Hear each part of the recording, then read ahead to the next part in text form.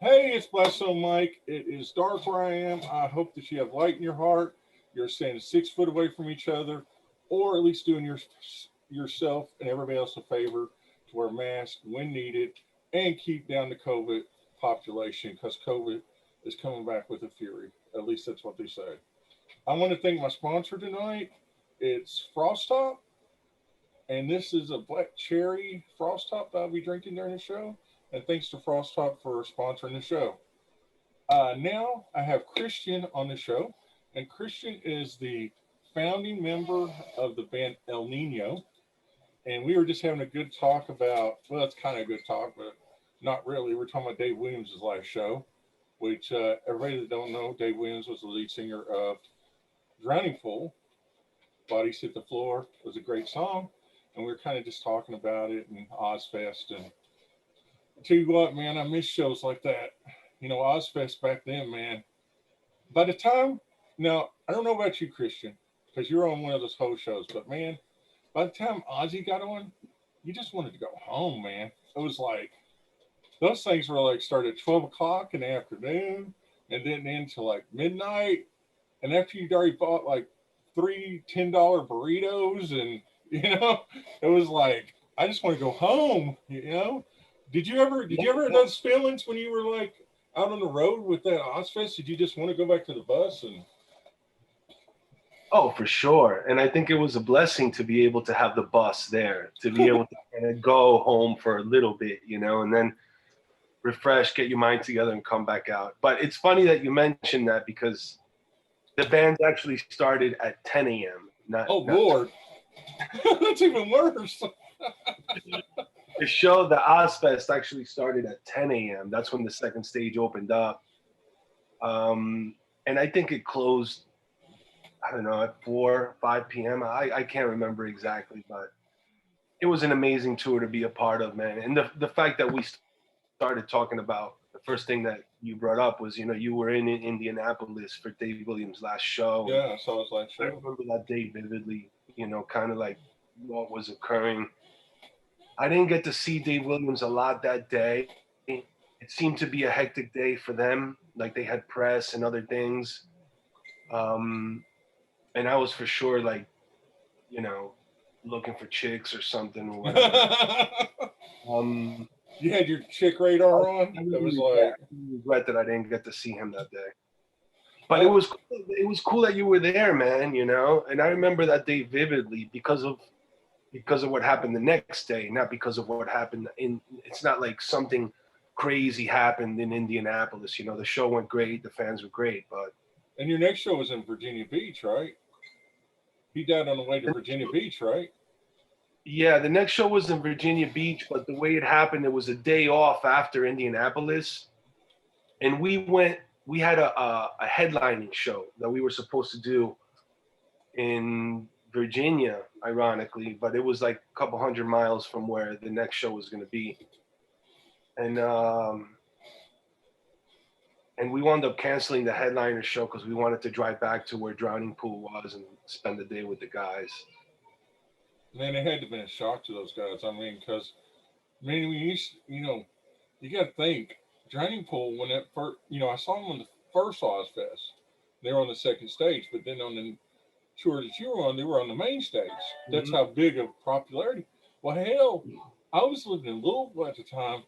I bet you Drowning Pool come through Louisville in that year time 6 times on some tour. They were always touring. I mean, it didn't Yeah. matter. They were all. I mean, they were off tour and then go right back on tour with another band and off tour. And, Oh you yeah, know, yeah, and yeah, yeah. ironically, the They singers. were from that school of like touring hard. Like when you have an album, you go out there and you stay touring. Yeah, yeah. And ironically, the tour was Soil. That singer Soil ended up being a singer of Drowning Pool for a while. That's right, Ryan. Yeah, and I got to tour with Drowning Pool when Ryan was singing for Drowning Pool as well. And I'm still friends with the guys, and I have a lovely relationship with them. They're dear friends, And um, man, but you're absolutely right. I mean, wow, the success that Drowning Pool had on that first album, and I mean, they went from being just a local Dallas act to selling 2,000-3,000 tickets a night in a matter of 2 singles, you know, and it seemed like a year. It was like a matter of a year, you know, and they were, and you're right, they were opening up for bands, but in a matter of a year, they managed to get from opening up to headlining 2,000-3,000 capacity theaters. You know, the funny thing, Christian, The next is album, if Dave Williams would have stayed alive, and you know, bless his soul, but if they would have done an amazing second album, I think they would have definitely been like. and Nikki Sixx was supposed to produce it. You know, he was already on for producing it. It would have been Disturbed, you know, before Disturbed. They would have been that. I think some of the songs Nikki was gonna use for that album ended up on Saliva's album, because Saliva had 2 tracks that Nikki Sixx wrote on that second album. I remember during those times, Nikki Sixx was courting a lot of bands, not recording, like courting, like you know, hey, how are you? I'm Nikki Sixx. I like your band. I'd like to produce your album. I'm good friends with the guys from Glassjaw, and he was heavily like courting Glassjaw to try to produce their second album and stuff like that. So it might have been, he might have been like looking to produce albums during that time, and probably was putting the work in and having a manager book him for production and stuff like that. But imagine it would have been, man, that second album would have put them on top of the world, without a doubt. But you know, Nikki's the COO of 11-7, which has Hell Yeah and has Papa Roach now, and you know, lists of bands go on and on. You know, they're on 11-7 now. You know, Finger 11 was on that label at one time. Mm-hmm. You know, there's a lot of bands on that label. And what are they called? Five Finger Death Punch is on that label, I think, too. Yeah, no, there's a lot of great bands on that label, man. And he's the main man in charge of it, you know. That's his label, you know. So, I mean, ironically, if you get from step 1 to step 2, some of those bands like Drowning Pool and some of those bands, if Dave Williams or even Saliva would have stayed together with Josie, could it end up on 11-7 with those guys in it, you know, because Papa Roach has been there for years. During those days, Drowning Pool was on Wind Up, and Wind Up was an amazing label. Wind Up really was. I think Creed was also on Wind Up. So Wind Up had, you know, the pathways to do what they needed to do with the type of band and the type of songs that Drowning Pool wrote. Because, I mean, songs like Sinner, you know. Oh, yeah. And I forgot what the other one was, the title. Bodies Hit the Floor. One else but me. Bodies Hit the Floor. Well, Bodies Hit the Floor, yeah. But there was one other song, I Don't Care About Anyone Else But Me, which was amazing. That was Sinner, actually, yeah. But I think if they would have kept going into that, really, it was modern rock. What they were doing was modern rock, you know? And man, he was so on point. Dave Williams was so on point every single night. I couldn't fucking believe it. And I was new in the game at the time, you know? I was brand new and still trying to figure out how to like sing good, or how to like keep learning how to sing, or where to sing from, how to not hurt my voice and things like that, you know? And watching him just fucking nail it every single night was just something else. It was, man, and all that. Well, let's get to you, man. So everybody's watching this knows that you were the lead singer at El Nino, but I want to go back, okay? What was it that inspired you, and what bands were you listening to that inspired you to be who you are today? You know, as an artist, as everything that you encompass from El Nino to now. What was it you were listening to, or who inspired you? Well, regarding acoustic music, you know, I've always been a fan of acoustic music. The first concert I ever went to was in Argentina. My mother had taken me to, it was an acoustic guitar player. And in Argentina, Uruguay, Brazil, the folky guitar player thing, the singer-songwriter thing, you know, is big, has always been big for decades. And And that was probably one of my first memories, was being in the theater, seeing a guy play acoustic guitar play a show. But later on in life, as I became a musician, as I started admiring actual music from artists and stuff like that, the people that always, the artists that always stuck with me deeply were um,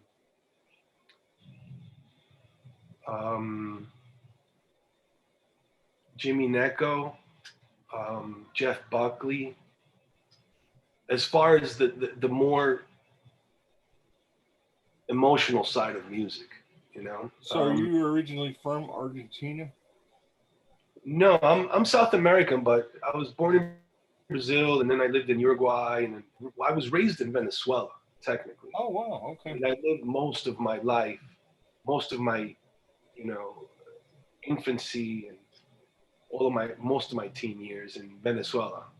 So how, how'd you end up in America?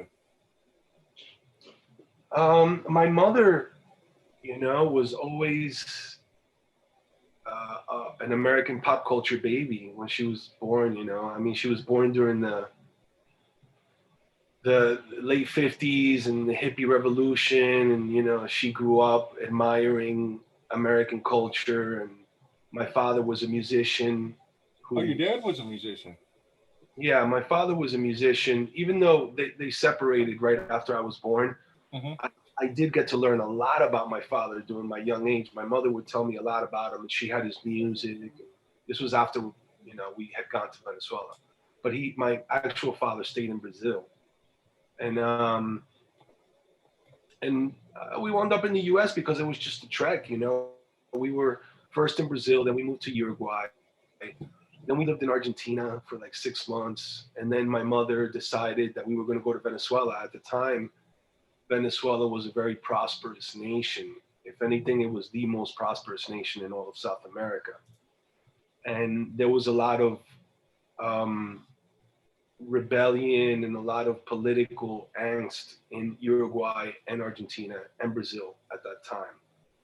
And, my family was somewhat involved in politics. My Hmm. uncle is a political refugee. When the socialist movement took over Uruguay, my uncle had to flee the country as a political refugee, and he now lives in Switzerland. Um, and, my stepfather kind of was involved in the political parties a little bit. And it's one of these things where I think South Americans that go through political instability in their countries become travelers, some form or another. Well, not to interrupt you, but I learned something because I was talking to a band in Brazil, and they told me there's no middle class. You're either rich or you're poor. Yeah. There's no middle class at all, and the poor people keep on getting poorer, and the rich people keep on getting richer. And it doesn't matter where you're at in Brazil. A poor person could be across the street from a rich person and not give a shit about the other person. And it really boggled my mind because in America we have rich, middle class, and poor. Okay, most of them are on the poor sense. Okay, because if you don't make more than $20,000 a year, you're considered poor. Middle class is more almost 30,000 on up, and of course, rich is that. And it really surprised me that in Brazil, that the government doesn't really even help. It's like, you know, um, if I was to send $50 to Brazil, that's like getting $150 because American money is so much more. It's like, Hmm. and most people live off of $120 a month, Yeah. and it's like, Yeah. how in the hell? In Venezuela, it's even worse. I mean, in Venezuela, people make $20 a month. That is Fifty crazy. dollars, $1 here is worth 700. I think it might be 7,000 now. That is There, crazy. it is. It is. The Venezuelan situation is like its own thing, but I think as a South American family, my mom and my stepfather became travelers. I love music simply because my mother was a musician. She plays acoustic guitar. My father was a musician. Um, And ultimately, I grew up in a musical family. Kind of, I was taught to play acoustic guitar when I was very young by my mother, and Hmm. even though I only knew a couple of chords, that's really all I knew. It kind of sat with me, and from a very, very young age. I took acoustic guitar lessons when I was like 12, 13. When I first came to the US, it was like 12 or 13, 14 maybe. And Were from you there, were 14? stuck with me. At 14, you said your mom was like the culture of the United States. So that means she probably liked the Beatles and Elvis and Yeah, yeah. the whole hippie thing with Jimi Hendrix and all that. Mm-hmm. So it was bred into you to be a musician because your mom and your dad were. Did you ever get to see your dad at all? Yeah, I actually got to meet my dad when I was 33, and it was during a tour of Brazil. Really? But what wound up occurring is when I came to the US, during those times there was no internet, no cell phones, Oh yeah. in contact with people, you really needed to have, you know, roots into places to find out where people were. And my father was a musician, and he was popular for a long time. He produced very famous albums in Brazil, and went through a time where he fought alcoholism for a very long time, and I think he kind of went into hiding. He didn't want to do music anymore. It was maybe affecting his mentality a lot. I really don't know. Um, but he went into hiding, and then we really had no contact with my father. We really, like, my mom didn't know where my actual father was. We had no way to really keep in touch. But eventually, we, through family, we wound up being able to contact, and we found them, and then we were able to stay in contact then. And then by the time I was older and put out an album and came back to Brazil, we were able to meet and hang out, and it was the coolest thing ever because all he wanted to talk about was music, and Hmm. and I'm just like him. That's all I care about is music. How So was I how was it how was it to see care your about my kids. father? Music is like right up Now, there. now you obviously were in El Nino at the time. So how was it to see your father? He was backstage. And he was on the side of the stage watching you. How was it to see your father that first time watch you play in front of all those people in Brazil, man? It was Take me that. Take me back to that. it was an amazing show. I think my performance was terrible. I was probably thinking about it, but it was, the show was intense. It was in Sao Paulo, Brazil. There was, I don't know, 4,000 kids there or so, 4 or 5,000 kids, and um, we had met the day before. He came to the hotel, and we met, and we talked and hung out, and then the next day was the show. And he came a little bit earlier to the show. We made sure we got him like a good seat and did the show. And it was, I mean, it was intense. It was a very um, eye-opening moment, I guess. To get to see my dad see me play music when the whole time I'd kind of like been secretly inspired by his musicianship without him knowing. You know. So it was cool. It was cool, and he said he enjoyed the show, even though I thought my performance was not that good. But during those days, I was just super critical of my performance, and if No, I didn't have a good show, I'd go into like some depression after the show because it was all I cared about was just playing. so another great band that came from there was Max Cavalera's band. Max Cavalera and his brother come from. Sepultura is actually like that they're like the band in Brazil. There is no bigger metal band in Brazil than Sepultura. How was it? How was it coming from the roots of Brazil yourself with a band like Sepultura? There's other bands that were from there, like I don't know if you ever heard of the band. Overdose, Crisium, yeah, yeah. There's so many bands, but when you think of Brazil, you think of Max Cavalera. Mm-hmm. My friend Bobby Burns actually played in Soulfly for many years. He was a guitar player for Soulfly. Mm-hmm. I Yeah, don't yeah, know if I played with Bobby when he was in Soulfly. me and him grew up together. Oh, right on, cool. We grew up in it. I was with him when he had his very first band. I was with him when he went to Memphis and got in his first band, and I was with him when he started Primer 55, sorta, and then when he was in Soulfly. Primer actually played Ozfest 2 one year.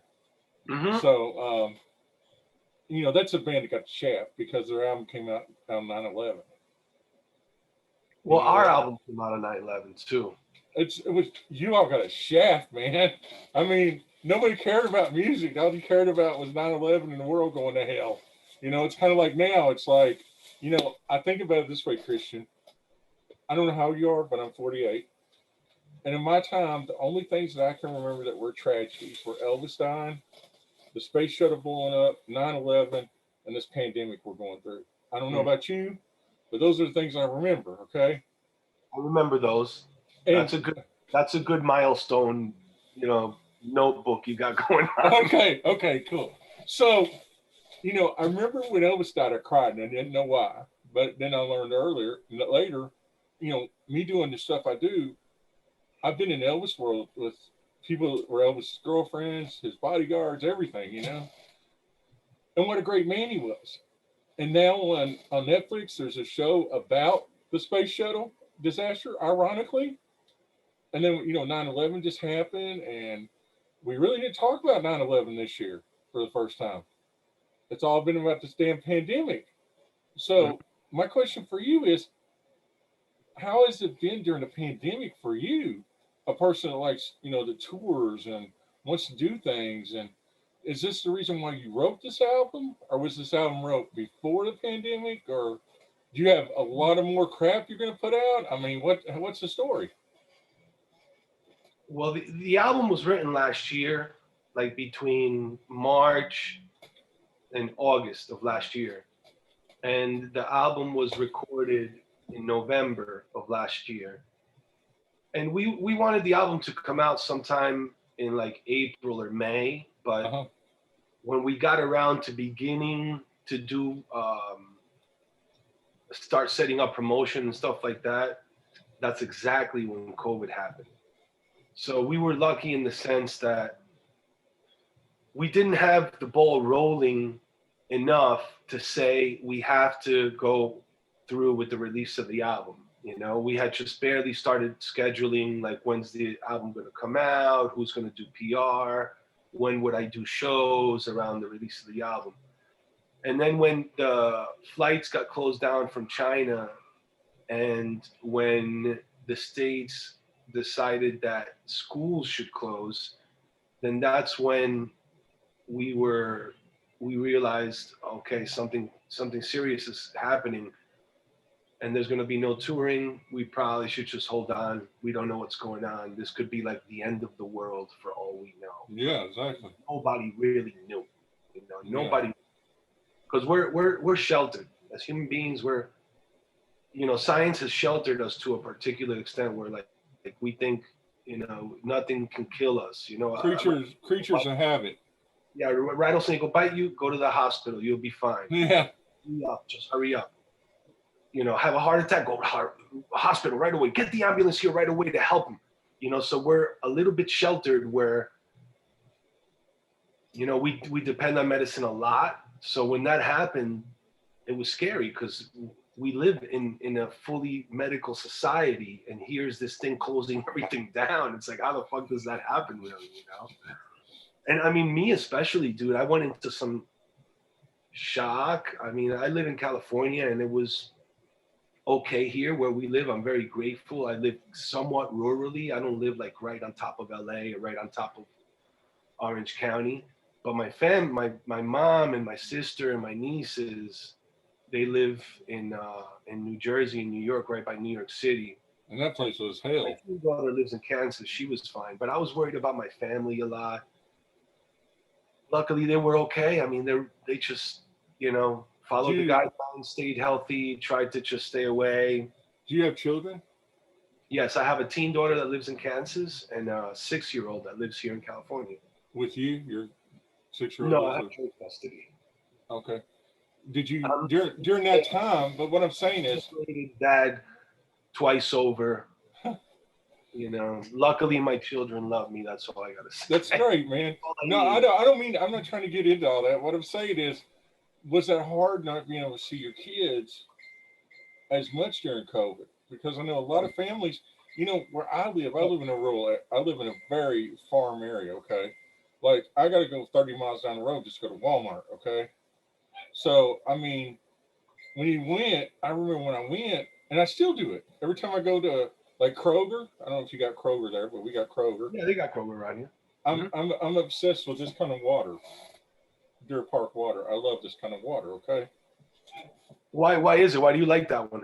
I don't know, man. It's sweeter, I guess. I don't know. It's just, Got a different flavor for you? yeah, man. I just can't drink the Dasani. I can't drink none of that crap. Now I can drink some. What's that called? Hope? Water we like to drink? No, the other one, the square bottle. Like sparkling water? No, huh? No, this one is square. Fiji. I can drink that. I love that. Fiji's great, but it's expensive. I can get 24 of these for $2, and they're name brand, and they're great. So my point is, every month I go get 10 of them. So then when I come back home, I have like more left from the last time I went. Okay, so now I've got like 20 cases of water. So if the shit hits the fan, I got water at least for 3 or 4 months at least, if not more. That's good. A lot of people are like, "Oh, people hoarding." Bullshit, man. I'm telling you right now, it's You gonna got get. him. You got to. When you Yeah. go in the store and you see ramen noodles, you better pick them up because I remember when there was none there. And if you do come down and you only have water and noodles, at least you have something to eat. You know what? You know what I noticed with the hoarding thing? I noticed that the people complaining about it were all like middle-aged adults, Yeah. like older teens complaining about family people having to stock up for their family, or like elderly people having to stock up because they're not going to be coming outside. They're not going to be going outside all the time. So it was mostly like, I can't believe everybody's hoarding. And it's like, do you go talk to somebody that has 4 kids, please, and see how much toilet paper they go through in just one fucking day? Diapers. I mean, come on. My daughter's got a 2-year-old. Okay, the diapers that they go through is Yeah, unreal. and once they're using a toilet, forget it. And if you got 2, 3 kids, man, forget it. You go through all the toilet paper. You go through at least a roll a day. And you got to get the same diapers because if you change a diaper on a kid, you know what happens? Rashes happen because they're used to that same diaper. Yeah. So I mean, I'm sorry, but it's once Yeah, for no, all. it needed. I thought, man, a lot of people are like, I feel like through all of this, it's impacted everybody so bad, and the people that are getting through this, somebody needs to, in government, step to the side and really thank Americans. No shit. Because really, it's Americans on their own getting through this shit. Now listen, there was a conspiracy There there. isn't any nobody's saving anybody here. Some people got loans, but 50% of businesses weren't able to get loans. 50% of people weren't able to get PPP checks. So it's like, it's really Americans are being left out to hang, and they're having to do whatever they have to do to just get by. Really. Now there was a conspiracy. Okay, I don't care wherever you went, whatever store it was, there was always Angel Soft. I cannot stand Angel Soft toilet paper. Okay, I'd rather get John Wayne toilet paper than Angel Soft. Everywhere you look, there's fucking Angel Soft. Even on my Roku, there's commercials for Angel Soft. Nobody likes it, is what it is. Everybody was like, no, take the other stuff. Take the other stuff. Imagine being stuck in your house for 6 months with only Angel Soft toilet paper. It's like I'll take John Wayne, man, before I take Angel Soft. I hate that because as soon as you first start world problems, at least we have first world problems. Exactly, man. It's like a conspiracy. It's like Angel Soft, man. It's horrible. It's like you got to get like so much of it, or your hand's going to go where you don't want your hand to go. You know what I mean? It's like it's not good. But anyway, we survived. I mean, when we're going to survive, and people are learning how to evolve. Bands are doing things at theaters outside. Bands are doing the theater shows where you go and you watch it on a big screen. I've seen where people are putting up these things where they can eat, where you're in like almost a cage type thing, and you serve your Yeah, I food think the there. music I mean, we're industry is very. evolving as humans, like you said. They need to thank us as Americans for getting this done. We're learning how to evolve into being able to make it where everybody can do things. Because I'm telling you, there's a time where I was like, fuck, I just want to go to McDonald's and sit down and eat. It didn't matter to me. It was like, I just want to go sit down and eat somewhere. Man, Yeah. and where I live, okay, I live in the middle of nowhere. Remember, I love sushi, okay? The first time I went to that buffet, there's a person that didn't understand a fucking word I'm saying that was handing me food. And it was like clumps of this and clumps of that, clumps of that. I'm like, what is going on? How many you sushi? And they give you like two pieces of sushi. I'm used to going to the sushi bar and getting like a whole thing of it. Yeah. I'm Oh like, no. Now whew, it's tough, man. But definitely, I see like at the supermarket, the salad bar went away. I used to love. everything. I used to love the salad bar because you can make a badass salad at a salad bar if they got enough good shit in there. And I Yeah, love that. And now they like put the stuff they think you want in a container and they close it and leave it there. And it's like, nah, man, you don't know what I want on my salad. I went to a Chinese restaurant here about 2 3 weeks ago, and we called. We're like, do you service or do we serve ourselves? Okay, now get this. They give you a glove, a plastic glove.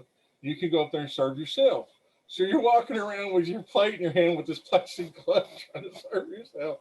But you got to eat whatever you want. And it was so great to go to a buffet finally and eat. Well, where I live, Golden Corral's a huge buffet, okay? They're all closed down. They're Yeah. not even open. And I've heard they Who could go knows out of what'll happen? business. They might have to change their business strategy, you know?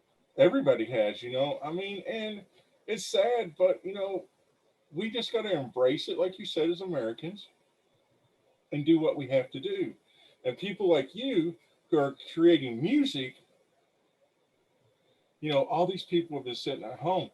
Can you believe how many people got #1 songs from songs that they wrote while they were home? Like Yeah. Luke Combs had a #1 song, 6 Foot Apart. It was Yeah. I number mean, one. if I didn't put an album out so recently and if I wasn't doing press every day and stuff like that, I'd probably be writing another album right now. But my mind is definitely collecting things. I've always been one to musically collect, observe. I'm not one to like uh, speak my opinions when my opinions aren't wanted or something like that. So it's definitely a challenging time, man. I think that the music industry is learning a lot from what is going on because this is what occurred. What occurred is the music industry shouldn't solely rely on touring. You Nope. know, touring can always be the most important thing, the most important revenue, but there should be an umbrella of revenue coming in. And as artists, we all need to realize what this is teaching us, you There's two know? problems with that, though. Bands are doing 360 deals, which you know what that is, Hmm. where the label owns everything. Okay. Yeah. And second, Live Nation is taking 20% off the top now and making bands have their own insurance and not helping bands when things have to be rescheduled. And you got to go through Live Nation because Live Nation's the biggest concert booker in the world. I mean, there's ways around it, but if you don't have that Live Nation, promoting you, your concert's not going to be that do that great. I mean, on a smaller band level, it can be done, but think of it this way: a Garth Brooks, okay, somebody like Garth Brooks, 20% off the top, plus his own insurance he's got to carry. That's a lot of money because those guys get paid millions to do a show. Yeah. And it trickles down. So a band like, let's put it this way, and you can answer this if you want. You don't have to. Before you left El Nino, which we'll talk about, how much were you all getting paid a show, theoretically? El Nino was depending where internationally, because we always had like a. Like America. Say you're in America and you're doing a show. Sit for a festival. Because I know festivals you get paid more money. So just a regular show in a club. Huh? Yeah, like between $3,000 and $6,000 a night, Now you depending. got okay. Now you got to take Obviously, like, 20% off the top to Live Nation. Okay, now, and you got to carry your own insurance. How is it a band like El Nino or any other band of that level is going to be able to go out and play? it's Which I gonna know. be it's gonna be impossible for bands to do it, you know, and it's gonna affect music. What the fans in the industry doesn't know is that it's gonna affect music. Now, whether it's gonna affect music and have a positive impact, or will the positive impact be bigger than the negative impact, is the question, you know. But you see now bands aren't like 5 members anymore. You see 3 people in bands. You even see bands that are 2 people a lot now. So what's happening is there's not enough there's not enough money to go around for 5 people. I So know a you're lot of getting, people are touring in buses, they're touring in vans. and that may make the music a little bit better, because then you don't have, you know, a ton of heads in there being like, I'm the songwriter and I want to be a songwriter too, and that usually doesn't let somebody who's like extremely creatively driven, or that understands what the sound should be and stuff like that. That usually leaves a person with a lot But of the good vision, thing about it is, you know, turned Christian, off and like, oh well, okay, fine, do whatever you want. Christian, the good thing about it is this though. It could be like it was with the '80s bands, Faster Pussycat, Bang Tango, Bullet Boys, and another band toured all together. It was all the lead singers and then a same band because all the singers are what counts. I don't care, okay? I know you're not in El Nino now, and we'll talk about that, but you're El Nino. You're the singer. The singer is the most important, and some people would disagree with me, but the singer is the most important part of the puzzle. It's like ACDC just put out a new song with Brian Johnson. Why'd they bring back Brian Johnson? Because he was an important part of the band. Axel was good with them, but they knew they had to have Brian Johnson back in the band. That's the whole point. A singer is the most important. Molly Crew is a perfect example. The Crosby album was great, okay, but they went from playing in front of 100,000 people and 20,000 people a night to playing to 2,000 people a night because Vince Neil wasn't in the band, even though Vince Neil isn't the greatest singer in the world. And now they're going back on the stadium tour. Think about that. The stadium tour was supposed to be Motley Crue, Def Leppard, Poison, and Joan Jett. Millions of dollars Hmm. never got to be given to people. I mean, that guarantee is at least a couple of million a night between all the bands. Exactly. I mean, that's a lot of money. And, you know, hopefully they can start recouping that in 2021. But I just seen another thing where Ozzy was supposed to start with Judas Priest in Europe a week ago. They're not honoring the tickets to give them back their money. That's The terrible. thing's been rescheduled to 2022. And some people pay thousands of dollars for these tickets. And everybody knows Ozzy's not ever going to tour again. That's gonna hurt. That's gonna hurt the industry, you know. And Bad. what that shows to me is that, you know, the people in the middle, you know, the promoters, the booking agents, the managers, this really blindsided them big time. Yeah, You know? definitely. And you got to think about the people, you know, the people that work at the show too are heavily impacted. That's more than the amount of people that are like in the crew or the band. You know, when you think about all the venue people that are impacted, all the restaurant businesses that are impacted around venues and theaters because they no longer have shows. You know, I think it's impacted the industry terribly, man. But there's got to be something that we have to learn from this, whether it's how to have other avenues of income and revenue that can be something that's in demand by fans, whether that becomes becoming more involved in merchandise and in in wearable. I don't know. I mean, Mm-hmm. look at hip hop. Yeah, the perfect example. Got potato chips out. Yeah, Gone to the store yet and seen the hip they're hop not potato chips? they're not that good, but anyway, Huh? they're not that good. But have you gone to a store and seen the hip Yeah, hop? The I've ate them. I've ate them. They're not that great. They're just I imagine, I don't know what and can they're Ozzy and they're could like Ozzy right there. They're right there where you check out at Walmart. So you see them. It always gets you when you check out. Like, you know, I was in Walmart the other day and they had those little neck of candies back in the day. They have the little they're like little round pieces. I was like, I ain't seen them in years. So I bought me four of them. You're standing in line, you're just like looking around. Oh, I'll take me a beef stick. Oh, let me try these chips. It probably suck. It's like it's like that. But let's get to the last thing I want to talk about. I know you probably talk about this a lot, but what happened with El Nino, and will you be back in El Nino ever? No, I won't be back in El Nino. I'm enjoying what I'm doing now. And there's actually a whole, new door of opportunities have opened up for me that I didn't think would have been possible in the past. And I'm very grateful for that. And I'm not the kind of person to make a decision and then years later regret it and then want it back or something. I've never done that in relationships, or I've never really done that in life, period. I've at least lived comfortably knowing this is the right decision for many reasons. And um but the reasons I left El Nino is because it was my time. It obviously was my time. I definitely didn't feel like um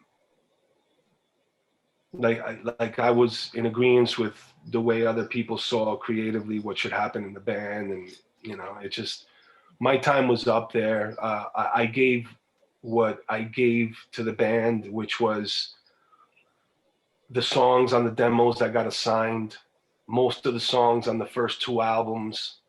And I think that will be always remembered as the great moment of El Nino.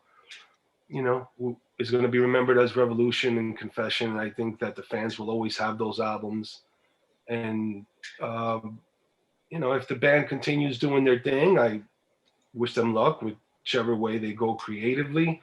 But I know for a fact it'll never be, the El Nino that most of the fans would want to hear. That was lost a long time ago after the second album, when people and just came in and they wanted to mess with the creative element. And I truly believe in this. When you're in an act, if you're an artist out there and you're in an act and you got a great songwriter and a great, not even great, but if you have a decent songwriter that can get you some kind of success, stand behind them. Mm-hmm. Stand behind them the whole time. And be grateful for them and be like, hey man, that's great. Because, what you may experience is momentary window of success, and then you're driven your whole career off of that window, when you could have simply stood behind somebody and been like, what you were doing the whole time was so awesome. We're a big band and known because of the songs you wrote, not me. So let me stand behind this. So I did you leave on think good terms? my time was up, and it had been up probably a long time ago, to be honest with you. Did you leave on good terms with the guys? Not at first. I mean, at first there was a heavy dispute, I suppose. And then I wound up placing a lawsuit, and I wound up getting a settlement that I thought was fair, and then Oh, okay. was able to walk away peacefully. So you don't think you'd ever work with any of those guys at all? No, no. I'm doing my own thing, and But Aru and was that your band? Was that your band? Did you create that band? yes, I co-founded the band. Yeah. Now, isn't it hard to walk away from a band like that and say, "Oh my God, I've spent all this time in it, and now I know you're doing your own thing, but isn't it any heartbreaking at all that you walk away from your own baby that you created?" Um, it definitely was a heavy decision to make, and I could say that it impacted me, and I was a little bit devastated about having to make the decision. But looking back now, I realized that it was a huge relief because I was tied creatively to this thing that I knew wasn't going to be what I wanted it, what I needed it to be, and I understood that there was other people that saw how they wanted it to be, but it wasn't working. And I was tied to it, tied to it. And in my mind, the great music was put out early on. The fans will always have it, and that's the one thing that allowed me to make the decision and say, okay, fine. That's the reason why you like me talking about Ozfest, because that was the great years of El Nino. Absolutely. Okay, so let's go to this now. Tell me in a Just little keep in short mind, time. I only got like I 2 know, minutes. I know. So we got the short time. Tell everybody how they can get your new album, what it's called, about the new video, and how they can reach out to you. Sure. The new video's on YouTube. It's a beautiful video that's got my good friends Conrado Pecinato in it and Stephen Brewer. And it's got Melissa Maria, who's an actress. Um, and you could find me on YouTube at Christian Machado. Just type in Christian without an H, Machado, and my page will come up. And on Twitter, you could find me at the real C Machado. So the real C as in California Machado, and then on Instagram, the real Christian Machado. And the album is available everywhere. If you type, Christian Machado into any streaming service, my album will come up. And it's on CD and audio, right? Yeah, yeah, yeah. It's digital, and you could still buy CDs on Amazon and stuff like that. Obviously, most stores are closed, kind of still, but Okay. it's Well, available. You can still buy a physical copy online. Yeah. well, I want to thank you for doing this with me. I appreciate it. No, thank you for having me on, man. It was absolutely awesome talking to you, brother. And I liked some of the more deeper, conscious little things we discussed. I dug that.